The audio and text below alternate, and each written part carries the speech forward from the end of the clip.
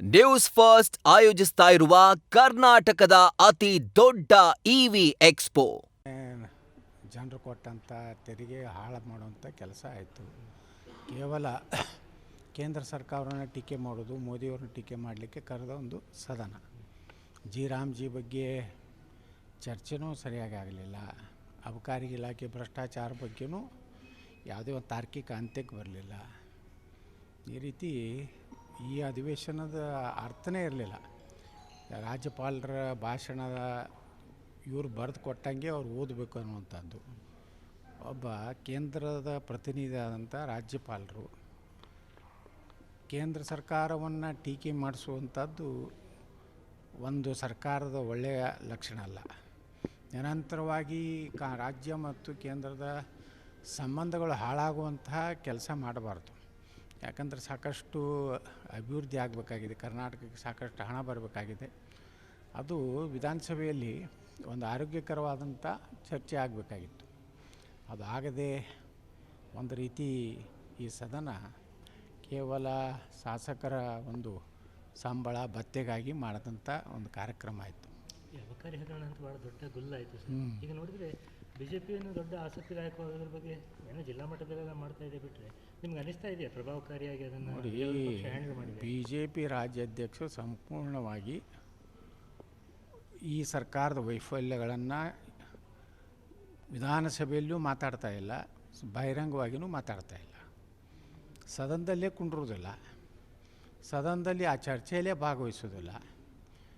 ಮತ್ತು ರಾಜ್ಯಪಾಲರ ವಂದನಾ ನಿರ್ಣಯದಲ್ಲಿ ಕೇಂದ್ರ ಸರ್ಕಾರದ ಗುಣಗಾನ ಮಾಡೋದು ಬಿಟ್ಟು ರಾಜ್ಯ ಸರ್ಕಾರ ಏನು ರಾಮ್ಜಿ ಬಗ್ಗೆ ತಪ್ಪು ಒಂದು ಜನರಲ್ಲಿ ತಪ್ಪು ಮೂಡಿಸುವಂಥ ಕೆಲಸ ಮಾಡಿದ್ರೂ ಸಹ ಅದನ್ನು ಸಮರ್ಥವಾಗಿ ಇವತ್ತು ವಿಧಾನಸಭೆಯಲ್ಲಿ ಚರ್ಚೆ ಆಗಲಿಲ್ಲ.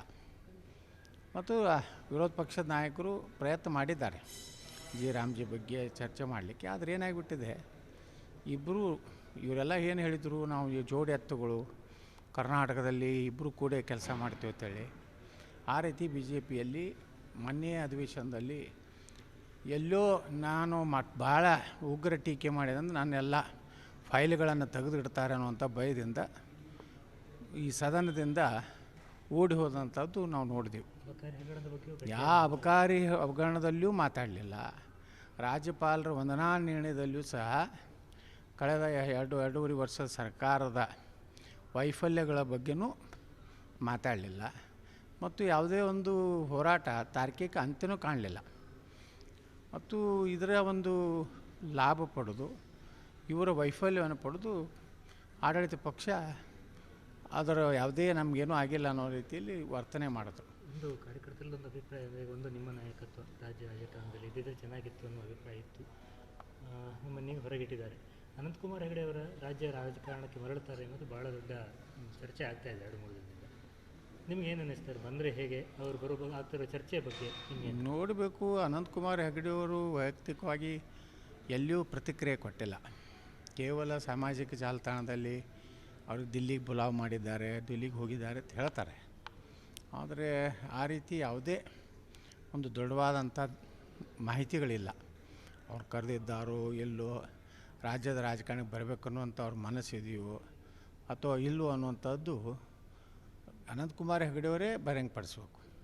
ಯಾಕಂದರೆ ಇದು ಕೇವಲ ಸಾಮಾಜಿಕ ಜಾಲತಾಣದಲ್ಲೇ ಅಷ್ಟೇ ಅವರ ಒಂದು ಸುದ್ದಿ ಹರಿದಾಡ್ತಾ ಇದೆ. ಅದು ಬಿಟ್ಟು ರಾಜ್ಯ ರಾಜಕಾರಣದಲ್ಲಿ ವಿದೇಶ ಪ್ರವಾಸ, ವಿದೇಶ ಅಧ್ಯಯನ, ಇದೆಲ್ಲ ಅಧ್ಯಯನ ಎಲ್ಲ ಮಾಡ್ತಾರೆ ಸರ್ ವಿದೇಶಕ್ಕೆ? ಸರ್ ಏನು ಅಧ್ಯಯನ ಮಾಡ್ತಾರೆ? ಏನು ಅಧ್ಯಯನ, ಏನು ಯಾವ ಇಲಾಖೆದು ಮಾಡೋರು? ನಮ್ಮ ಪಾರ್ಲಿಮೆಂಟ್ರಿ ಏನು ಒಂದು ಪ್ರಜಾತಂತ್ರ ಇದೆ, ಬೇರೆ ಇದೆ.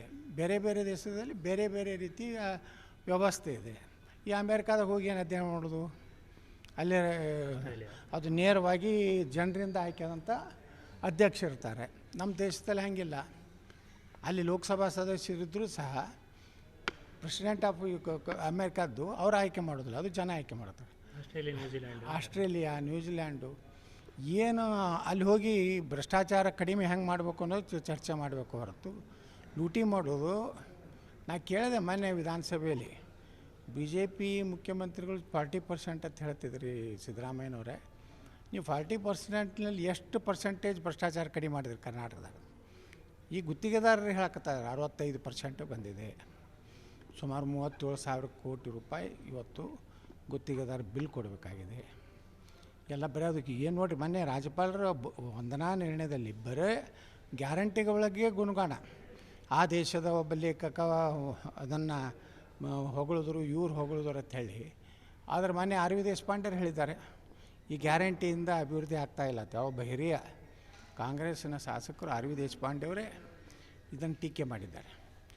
ಆದರೆ ಇವತ್ತೇನು ವಿದೇಶಕ್ಕೆ ಹೋಗಿದ್ದಾರಲ್ಲ, ಇವರೇನೂ ಅಧ್ಯಯನಕ್ಕೆ ಹೋಗಿಲ್ಲ.